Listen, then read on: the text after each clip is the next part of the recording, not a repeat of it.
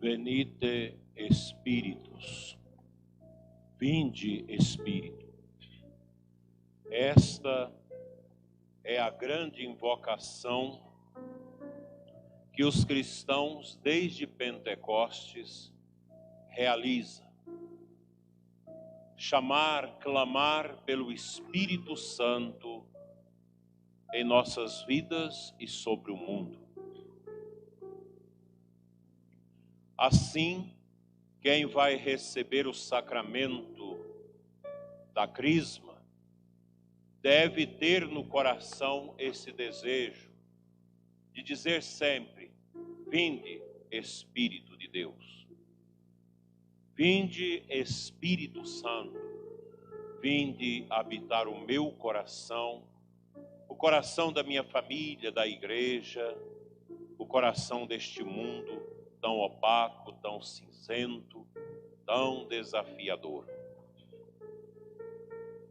Assim, meus amados irmãos, nós nos colocamos nesta noite, dentro desta novena de Santa Rosa de Lima, padroeira de Cabeceiras. E hoje, dentro da sua novena, lembrando São Pio X.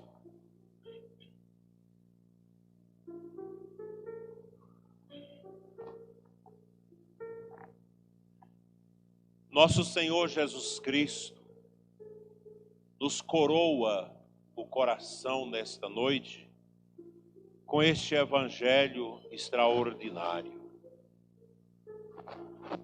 Uma palavra firme que Jesus dirige aos fariseus, aos homens da lei, os mestres. Uma palavra muito dura, porque estes homens eram os opositores de Jesus, que faziam tudo para contradizer a Cristo, para colocar por terra a palavra de Jesus, fazendo perguntas indiscretas, tumultuando as catequeses de nosso Senhor. E a palavra de nosso Senhor Jesus Cristo a eles é uma palavra muito dura. É como uma espada que flecha a alma. Jesus olhar para eles e dizer para o povo: façam o que eles falam, mas não façam o que eles fazem. Aqueles que quiseram contradizer a nosso Senhor não prosseguiram na sua empreitada, porque eles eram a própria contradição. A contradição interna da pessoa está na palavra que diz e nas obras que realiza. O que eu falo deve corresponder ao que eu vivo.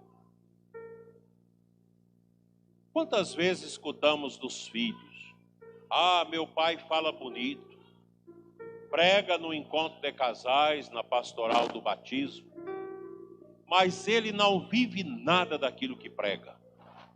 Eu já ouvi isso. E fui pesquisar e realmente havia uma contradição na vida daquele pai. O certo, meus irmãos, é que nós devemos vigiar o nosso coração contra o orgulho. O fariseu, o mestre da lei, são pessoas orgulhosas, coração encebado de orgulho, de mentiras, homens contraditórios, que ensinam, que falam bonito, mas a vida não condiz. Assim é a vida do orgulhoso, do mentiroso, do falso. Como é triste você lidar com quem é falso. Com as pessoas que uma coisa é na sua presença e outra na sua ausência. Eu trabalhei numa paróquia e na praça da igreja havia um bar. Não vou dizer o nome, que tem gente daquela cidade assistindo a missa. Mas é um nome muito engraçado. Aquele bar congregava homens. Você nunca viu uma mulher ali.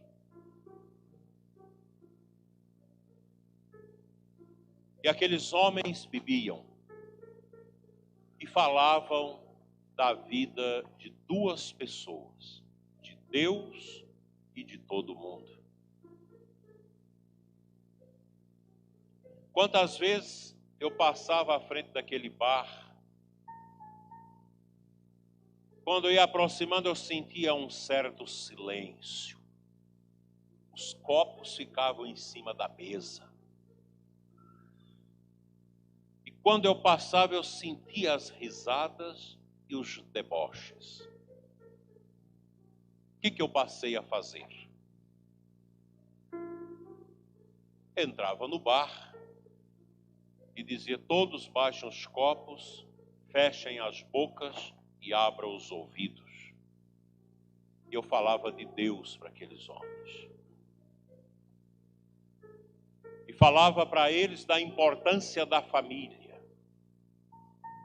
Algumas vezes alguns choraram. E sempre quando eu saía, eu dizia a eles: agora eu saio para que vocês possam falar mal de mim. Que isso, padre? Nós não vamos falar. Eu fiz isso umas 4 ou 5 vezes. Depois não fiz mais porque o dono do bar, de certa forma, tinha um bom relacionamento comigo. Ele disse: se o senhor não parar de ir no meu bar, eu vou perder meus clientes. Porque a gente pregava a sobriedade. Quantas vezes a gente pega as pessoas a falar mal da gente? Eu acho que muitos de vocês já teve essa experiência. Eu já tive com os padres, mas não importa não. Eu sempre falo para os padres que eles podem falar mal de mim tranquilamente, não tem nenhum problema. Mas muitas vezes você, sem querer, entra no lugar, os padres estão falando do bispo. Aí aquele silêncio, eu falo: pode continuar, porque eu estou a sair. Porque no dia da minha ordenação de padre, meu pai um dia me disse uma coisa: meu filho, eu não sei se eu estou alegre ou triste de você ser padre. Porque o povo fala muito mal dos padres. E eu disse: papai, e aqui na região o senhor é o que mais fala. Será que o senhor vai falar mal de mim? Ficou calado. Eu guardei aquilo. No dia da minha ordenação de padre, quando a gente deita no chão para escutar a ladainha de todos os santos, naquele dia eu disse a Deus: todos que falarem de mim já estão perdoados. Por isso que eu não me importo de quem fala mal de mim. Mas não tenho nenhuma preocupação com isso. Porque eu aprendi com o grande mestre Santo Agostinho, já falei isso aqui uma vez, que se falam mal de nós, e os fariseus faziam isso com Jesus, aliás, falava na presença dele, vocês imaginam nas costas, como os fariseus destruíam a imagem de Cristo. E Santo Agostinho ensina: se falam mal de você, não te diminui em nada. Se falam bem, não aumenta as suas virtudes. Por isso nós cristãos devemos ter a atitude de Jesus, de não levar em conta as ofensas, porque os pagãos, os miseráveis deste mundo, eles não suportam quem fala mal deles.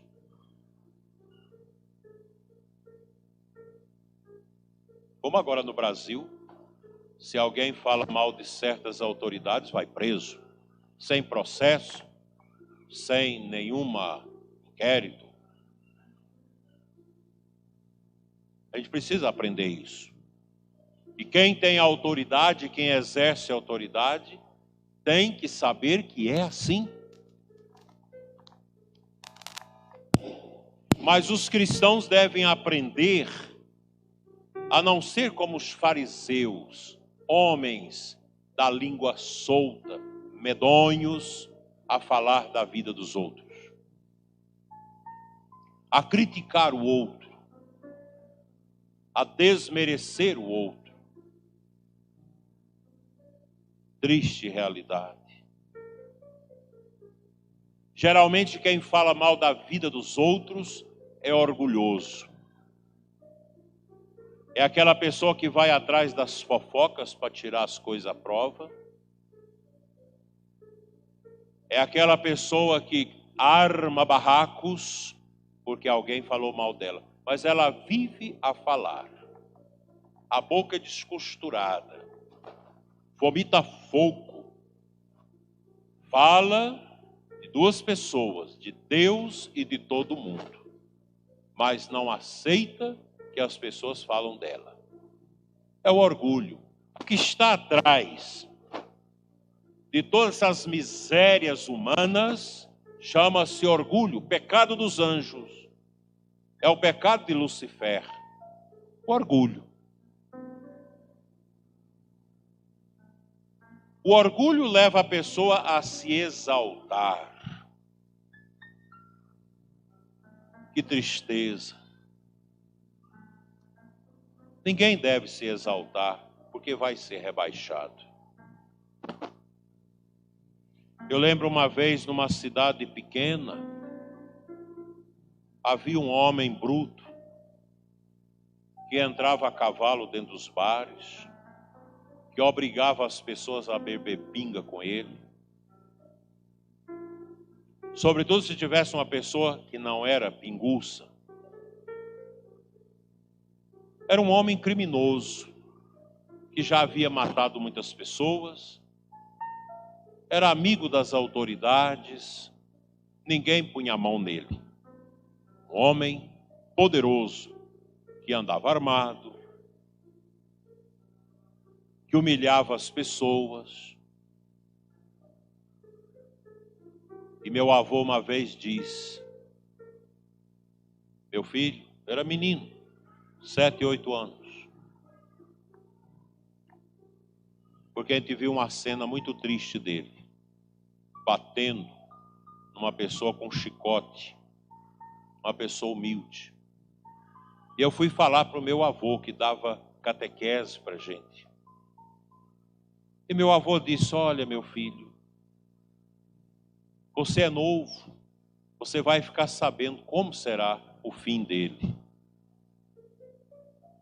E o vovô lembrou aquela palavra que Jesus disse para Pedro: quem com ferro fere, com ferro será ferido.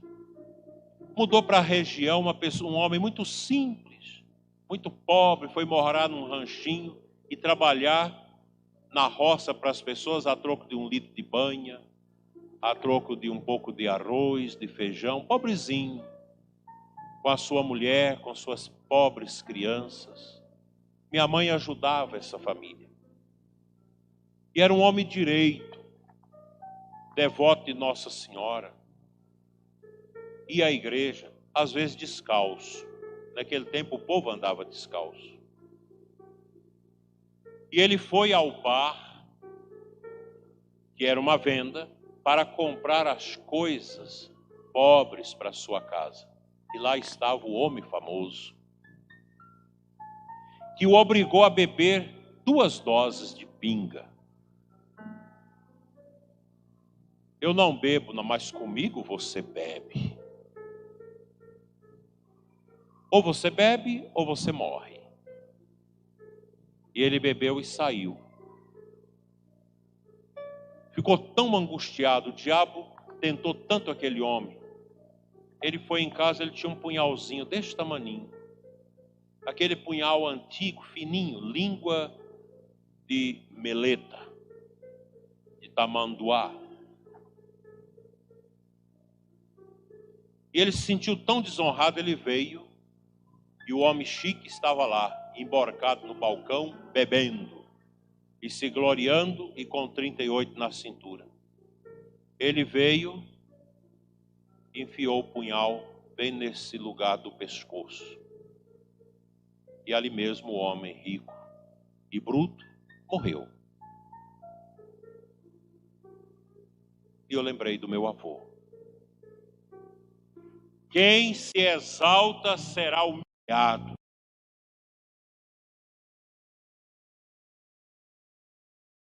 Quem se acha melhor do que os outros, vai chegar o momento que terá que descer do puleiro.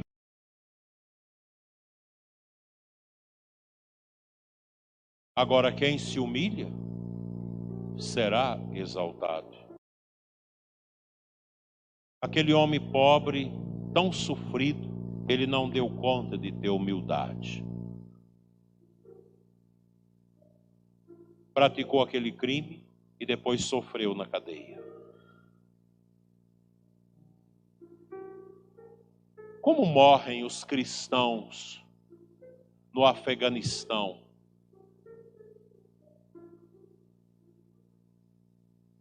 Por aqueles talibãs. Morre na humildade. Todo aquele ritual satânico, diabólico, que eles fazem em nome de Alá, em nome de Deus. Coloca a pessoa ajoelhada, encurvada, com as mãos para trás. Fila. E mata. Quando não é com a degola, é com um tiro na cabeça. E os cristãos morrem na humildade. Como morria nas arenas do Circo Máximo de Roma, no Coliseu, na humildade. Nós somos chamados a viver a humildade. E hoje nós fazemos memória de São Pio X, um Papa que governou a igreja até o ano de 1914. Um homem profundamente humilde, cujo lema dele era restaurar tudo em Cristo. O Papa da Eucaristia. Até aquela época as crianças não comungavam. Então o Papa São Pio X liberou a comunhão para as crianças. Que coisa bonita, que gesto extraordinário. Quantas vezes na paróquia como padre, que a gente fazia aquelas primeiras comunhões bonitas, as crianças muito bem vestidas para receber Jesus pela primeira vez. Você confessava as crianças e muitas delas choravam na sua confissão e choravam também quando recebia a Sagrada Comunhão. A Eucaristia é o centro da vida da igreja. Na Eucaristia, Cristo se nos dá. No pão e no vinho consagrados, no seu corpo e no seu sangue, transubstanciados. No altar de Deus, Cristo se faz presente no pão e no vinho pobres, para alimentar a nossa humildade. A Eucaristia é o sinal da humildade de Deus, que vem pelas mãos pobres de nós homens sacerdotes, que invocamos sobre o altar o Espírito Santo, a epíclese, a oração sobre as oblatas do pão e do vinho, e Cristo se faz presente no altar pela consagração. E nós o comungamos. E nós o adoramos fora da missa, na capela do Santíssimo, no sacrário, onde nosso Senhor, escondido na pobreza de uma hóstia, espera pelas almas que venham visitá-lo. Meus irmãos, nós somos católicos. O católico deve ter a humildade de Cristo no coração. Humildade. Humildade e humildade. Sem a humildade nós não imitamos Cristo. Mas se cultivamos o orgulho, imitamos o demônio. Porque Satanás é o orgulho encarnado, é o pai do orgulho. E Cristo é a humildade. Basta olharmos para a cruz. Deus que vem do céu, se encarnar na nossa realidade pobre e miserável, para ser um conosco, como no primeiro capítulo de João, aquela linda passagem que diz: Ele armou entre nós a sua tenda. E a grande tenda de Cristo é o seu corpo, que Ele oferece em sacrifício no lugar dos animais, que eram sacrificados para salvar a nossa vida. Todos nós recebemos a força salvífica de Cristo. E aqui, meus irmãos, nós podemos ver que a humildade de Cristo, aceita no nosso coração, quebra o orgulho e afasta a inveja. A inveja é obra do demônio. Ele é a serpente invejosa. Que invejou Adão e Eva na santidade do paraíso. E ele pensa consigo mesmo: irei me apresentar como uma serpente para roubar-lhes a alegria. Porque o diabo não tem alegria. Satanás não tem nada de bom. E o diabo se incomoda com a obra de Cristo. Por isso que o Papa Pio X, quando fala, é preciso restaurar tudo em Cristo, é exatamente isso. Somente Cristo pode restaurar o coração humano. A psicologia ajuda, os remédios, os medicamentos ajudam, mas é Cristo que restaura. E restaura através de uma boa confissão. O que é mais difícil na igreja, senão a confissão? Vocês crismandos, muitos passaram mal para poder confessar. Muitos vieram à igreja e voltaram sem coragem, depois tiveram que voltar de novo. Confissão é a realidade mais difícil na igreja. Por quê, gente? Por que é tão difícil confessar?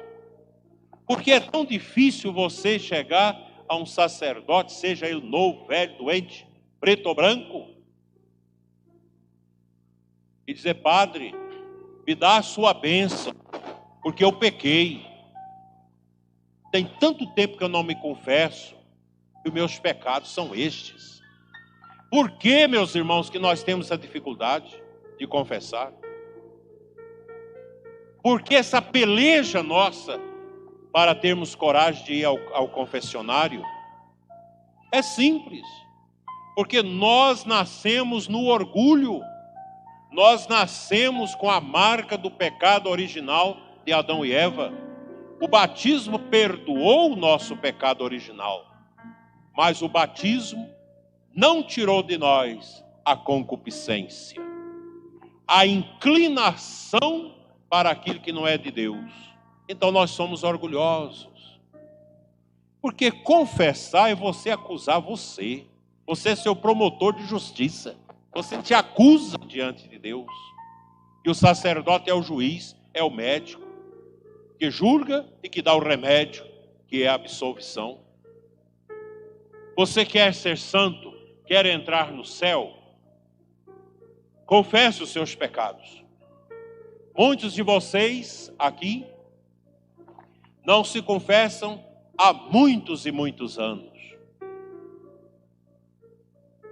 Estão juntos, não são casados, porque acham que isso é bobagem.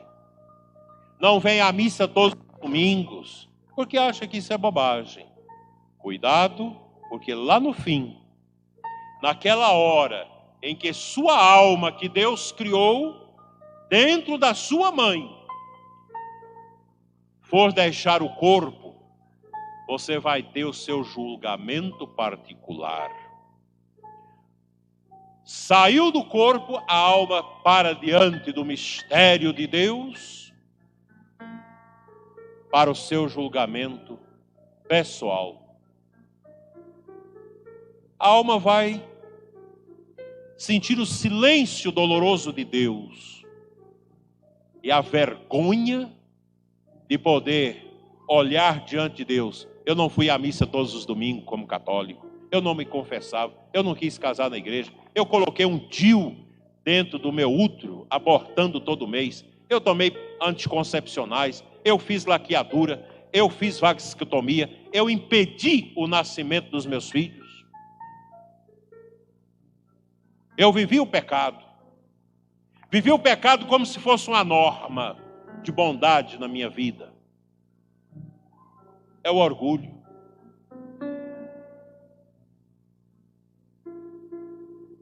Manipular embriões fora do útero. A gente não consegue. Aí você compra o esperma não sei de quem, o óvulo não sei de quem, faz fecundação no laboratório. A criança é concebida dentro de um proveta. Depois coloca no útero. Fica outros embriões para trás que larga lá nos depósitos das clínicas. E acha que tudo isso é bom. Por quê, meus irmãos? O orgulhoso quer agradar a si. Nós hoje somos um povo que quer agradar a si mesmo. Nós queremos um catolicismo ao nosso modo. Mais do que isso, nós queremos um Deus ao nosso modo. Por isso o paganismo. Gente que adora a natureza, gente que adora os astros, gente que adora os rios, gente que adora o vento, as montanhas, as pedras, os ETs, as naves espaciais imaginárias, que adora a lua, que adora as estrelas. É mais fácil. A nossa salvação depende do nosso caminho com Cristo. E o caminho com Jesus é um caminho que nós precisamos do arrependimento e da confissão. Que precisamos do altar, da Eucaristia como alimento. E do Espírito Santo como consolo, como força do Pai e do Filho derramada em nossos corações. O que adianta eu ser um folião do divino, mas vivo nos vícios? O que adianta caminhar atrás da folia? Toda aquela penitência, o sacrifício, mas é um mau esposo, é uma má esposa, trai a mulher, trai o marido,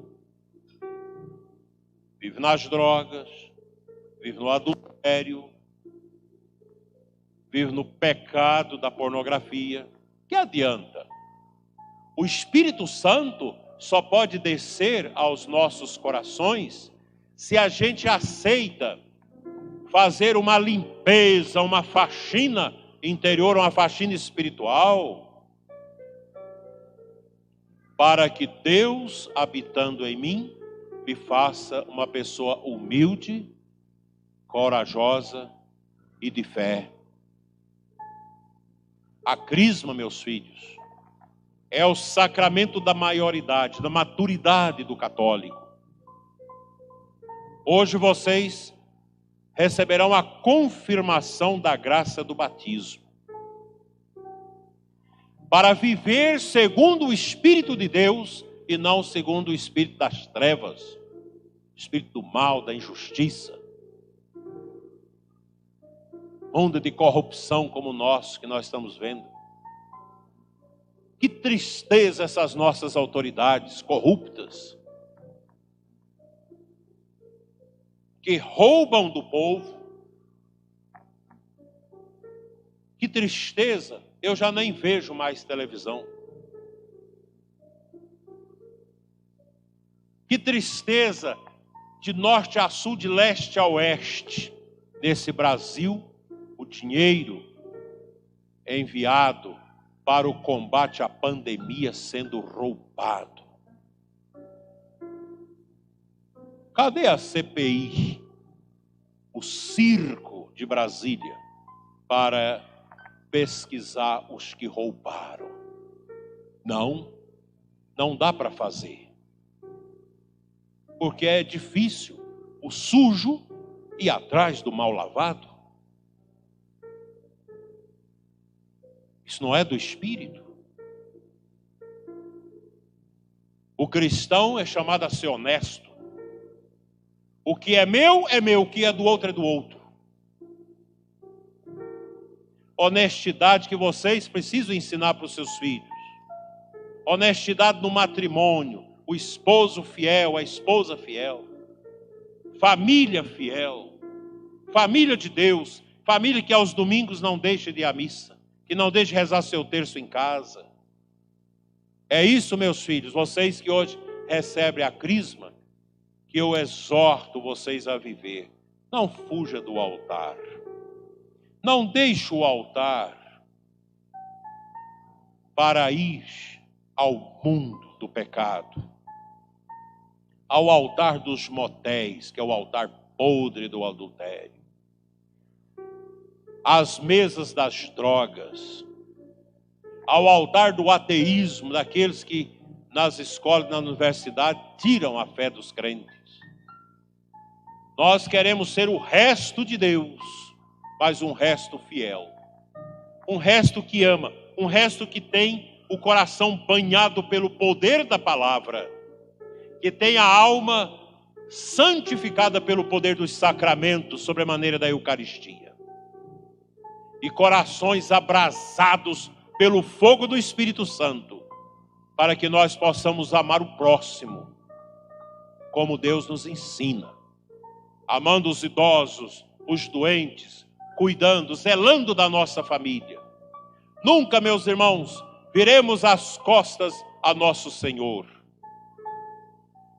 Olhemos para o exemplo de Santa Rosa de Lima, uma mulher que era bonita por Deus, não pelos homens. Olhemos para a suavidade do Papa São Pio X, o Papa da restauração de tudo em Cristo, o Papa da Eucaristia. Olhe para você com o olhar de Cristo. Eu só posso ser feliz e alcançar o céu, a vida eterna, seguindo Cristo, carregando a cruz com Ele. Acolha seu sofrimento com paciência. As pessoas me ligam, me passam mensagens, desesperadas por causa de morte, por causa de câncer, por causa de sofrimentos e de tantos padecimentos. Não, o cristão encara a vida com o grande troféu da vitória, que é a cruz de Cristo.